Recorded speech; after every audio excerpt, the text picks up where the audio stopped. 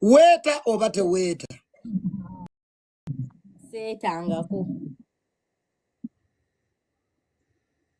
Obimala oba tobimala? Mbimala. Obimala. Anti olina kiri kyoleseeyo kyo guggwa ke kakulu. Kyebayita guggwa. Ojjamu oba tojjamu? Okujjamu sinnabatandika kujjamu. Olinda ki? Simanyi kye nninda naye neetaaga talaafiya. Otalaafiya? Njagala eyo talaafiya ŋŋendemu.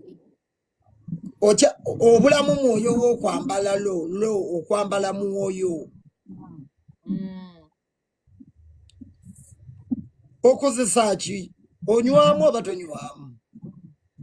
Biki ebikukuba? Byonna bikozesa. Enjaga oginywa? Awo biggwa. Puleyini kibanga? Puleyini. Hey. Namba ogigaba togigaba? Sinnabatandika. Wano waliwo malaaya ensajja oba nzikuyitire?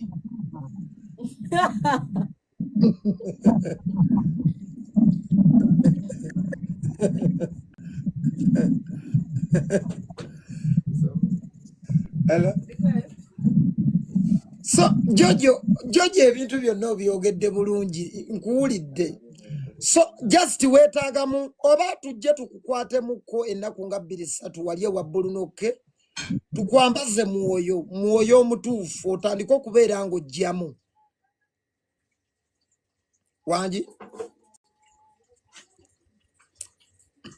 Wa Bulunoke Kigwe. Ewa Bulunoke tujje ewa Bulunoke awo ojja kweta.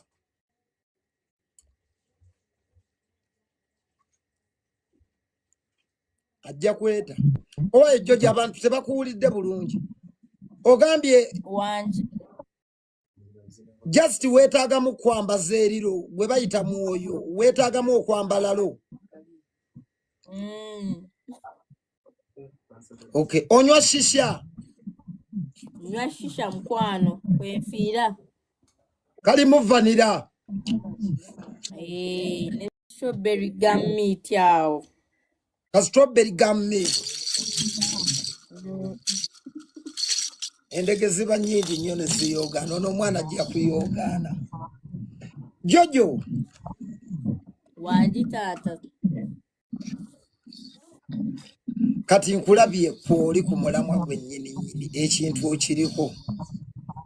okiriko era tugenda kukola.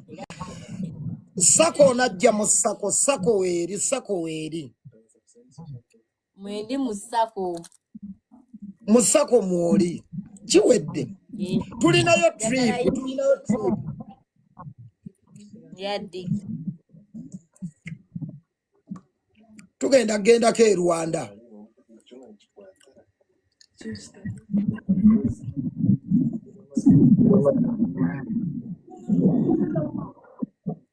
Tugendako e Rwanda bw'oli. Wendi. Kyetaagisa ki? Passport nnina. Sigazaayo ekintu kimu abantu mbagambe bakufollowinge balage ku kyolinawo. Kyukamuuko katono. Kodi abantu bazisome nga zeezo. Gwe bisigadde genda mu kabookisi. Abagagga kwebali. Tukemu. Ositukamuuko katono.